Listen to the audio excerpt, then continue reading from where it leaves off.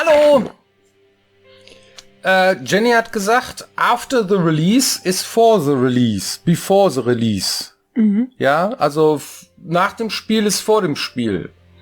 Und das sollte der Titel werden für diese Sendung. Die habe ich dann gekürzt, weil die nicht auf das Thumbnail passte. About Release habe ich dann einfach geschrieben. Ich hoffe, ihr wisst trotzdem, worum es geht, nämlich um die Release-Zeit. Genau. Ja, das heißt, es kamen unheimlich viele Fragen dazu. Irgendwie, ja, jetzt äußert euch doch mal, wie war das denn jetzt für euch, das Spiel, ne?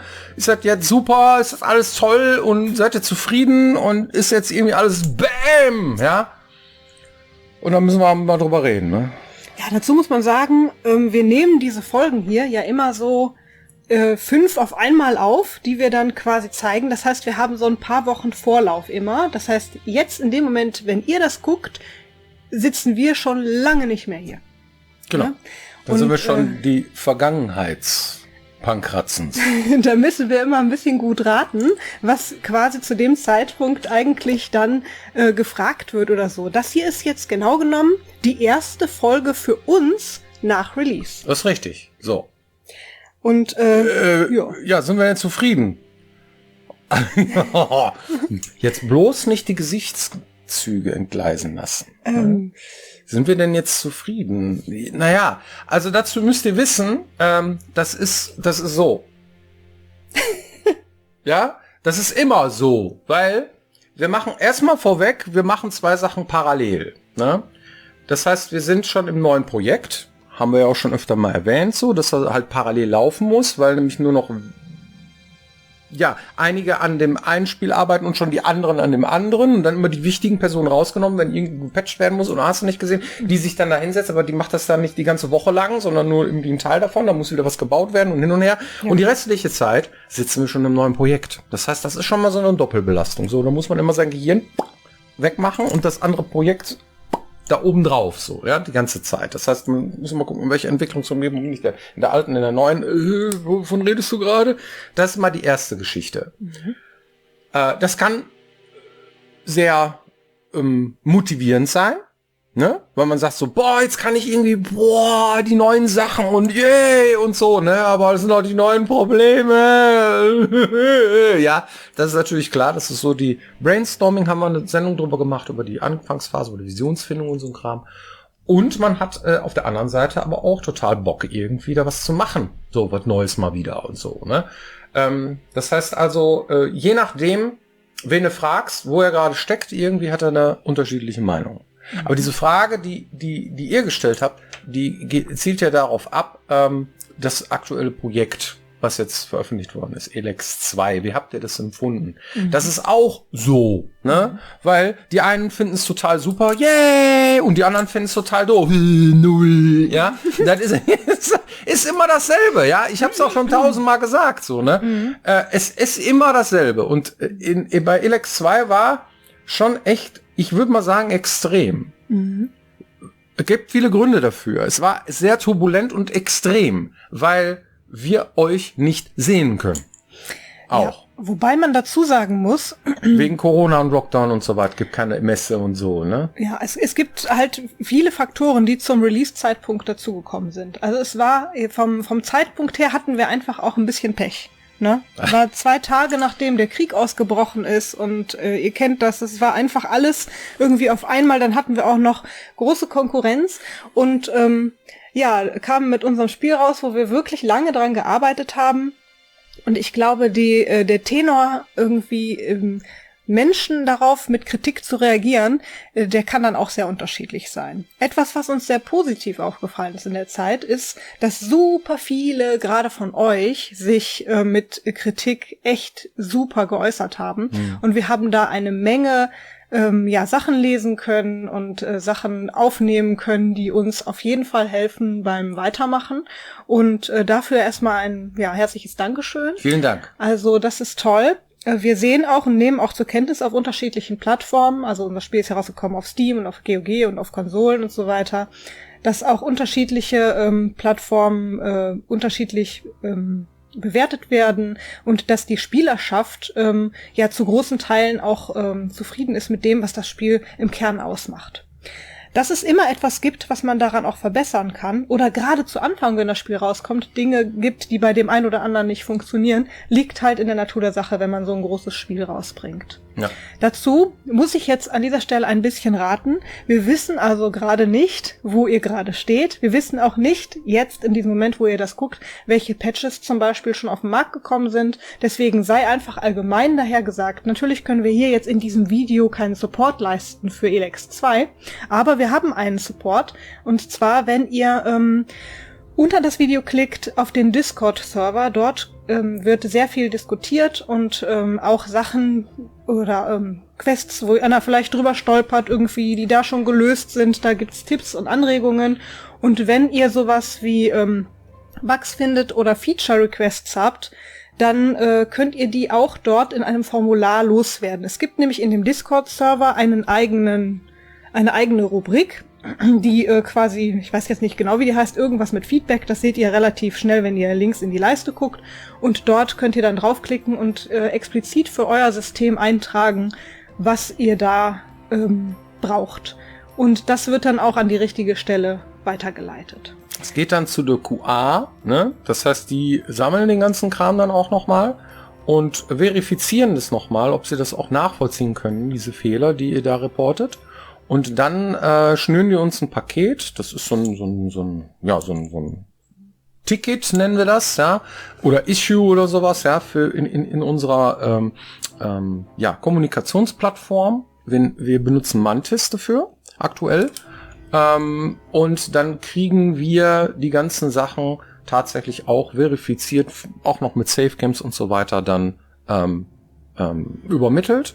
Und die Sachen, die bearbeiten wir dann auch, sobald wir sie dann finden. So, ne, sobald wir dann die reported kriegen und so weiter, weil sonst wird es zu viel. Das geht diesen Kanal, weil es dann auch schon sehr viel besser recherchiert worden ist. Ja, die QA gehört auch genauso zum Team dazu. Ne, das ist genauso wichtig wie unser einer, der den ganzen Krab verbricht, ne, und nicht halt produziert, kontrolliert die QA dann halt auch, ob das auch alles irgendwie bugfrei ist und funktioniert und so weiter.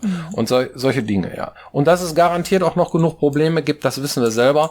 Ja, ist halt ein Riesenprojekt und wir bemühen uns mit Hochdruck dran, die Probleme noch zu lösen, die da noch sein sollten.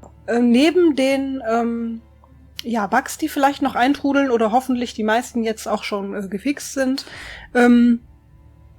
gibt es natürlich auch Kritik allgemein am Spiel. Da interessierte euch bei den Fragen, was macht ihr denn eigentlich mit der Kritik?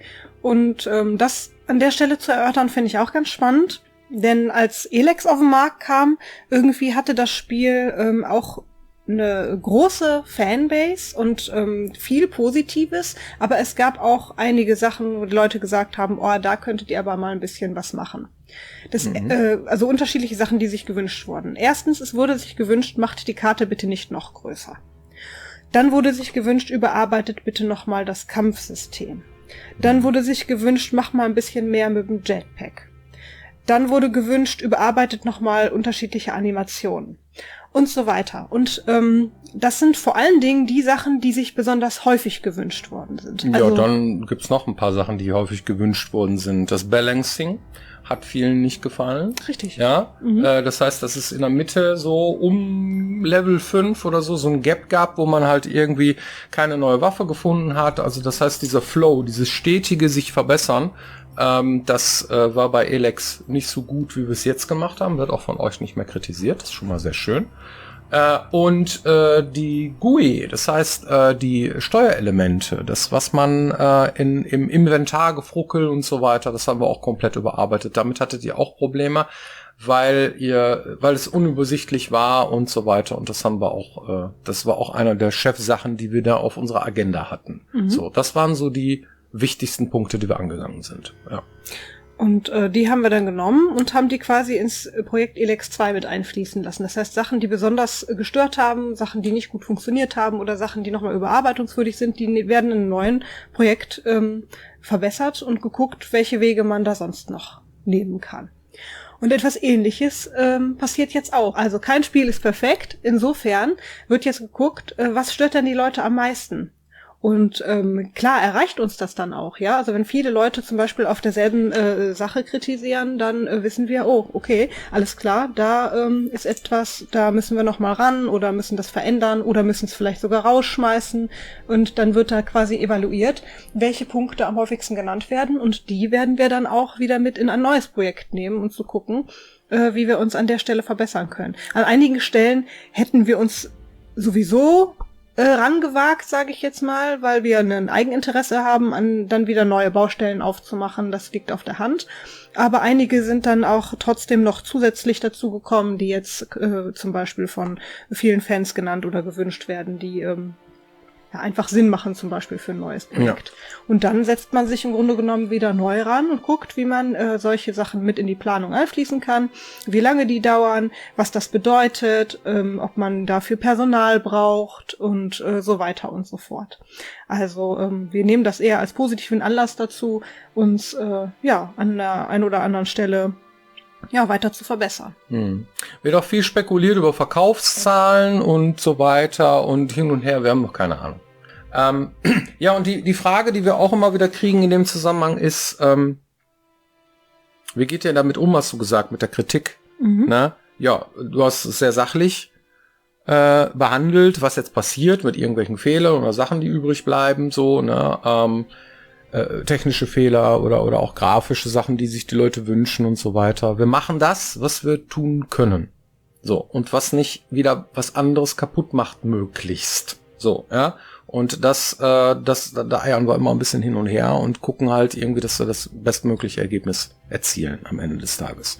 So, und wie gehen wir um mit Kritik? Finden wir das berechtigt oder nicht, werden wir häufig gefragt. So, ne?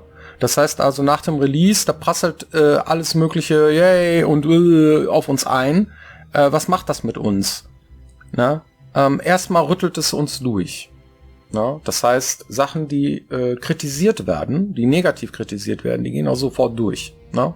Also emotional gehen die durch. Und die ganzen positiven Sachen, die kommen erst im Nachhinein, wo man sagt, okay, die Leute, die Spaß haben, die melden sich auch weniger, als die Leute, die jetzt Probleme haben oder denen irgendwas stört oder die es einfach Kernscheiße finden, so, ja. Die gibt's ja auch, so, ne. Und das ist ja auch alles legitim, ja. Wir haben ja eine freie Meinungsäußerung und das kann man gerne machen. Und im Internet ist halt jeder gefragt, irgendwie seine Meinung darf er machen, darf es auch noch äußern. Und das ist auch okay.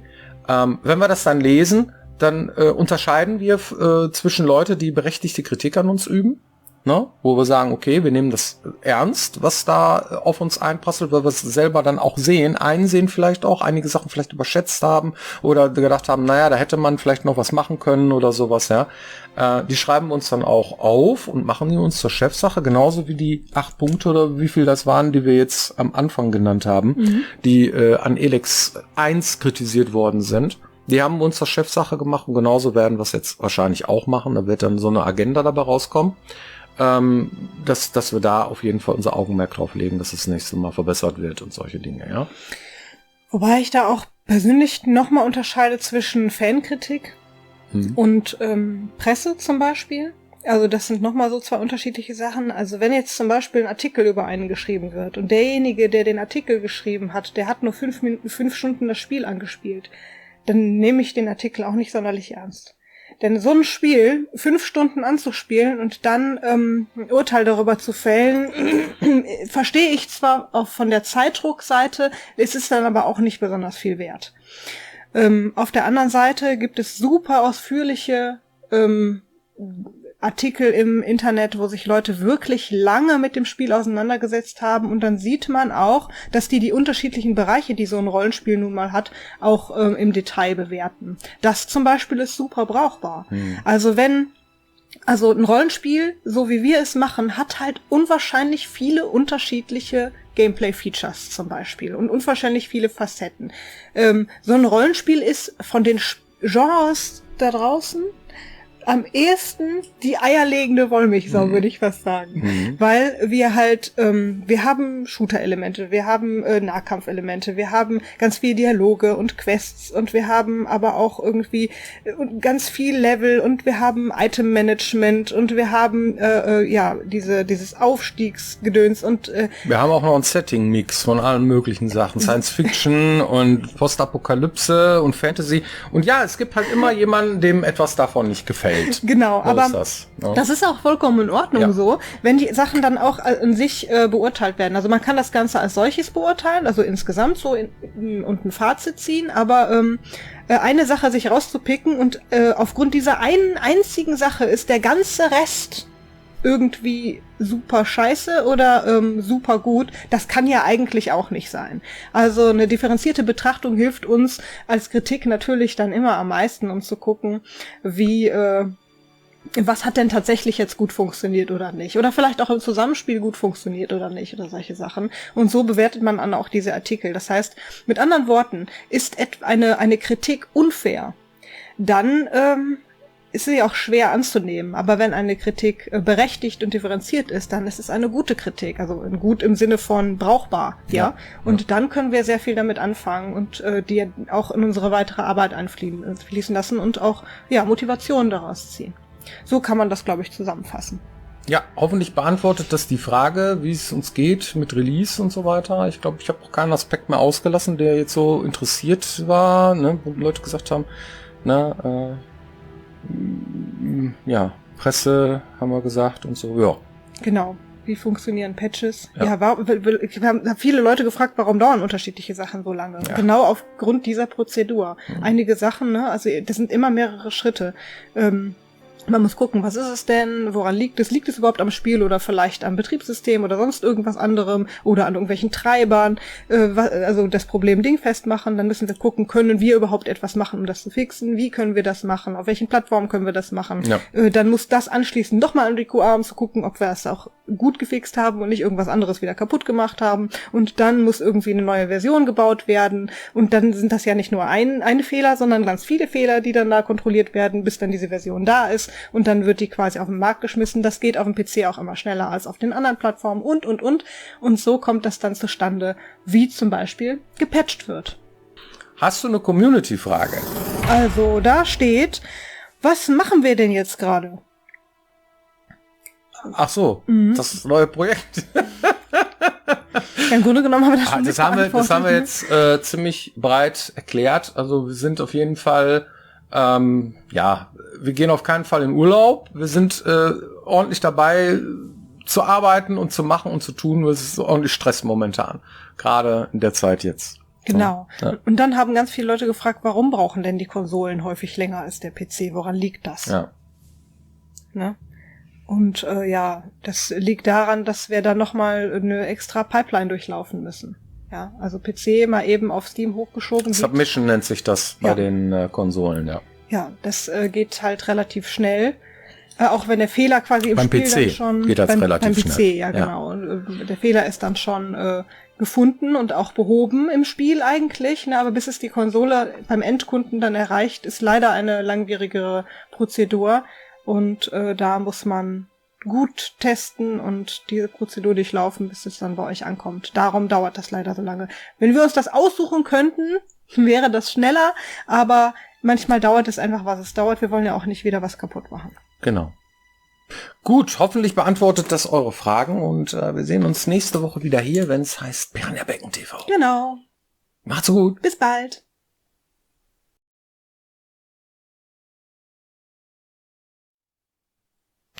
Also im Grunde genommen war das kompletter Community-Sektor, die ganze Sendung, oder? Das war so eine kleine FAQ, aber rund ums Thema Release.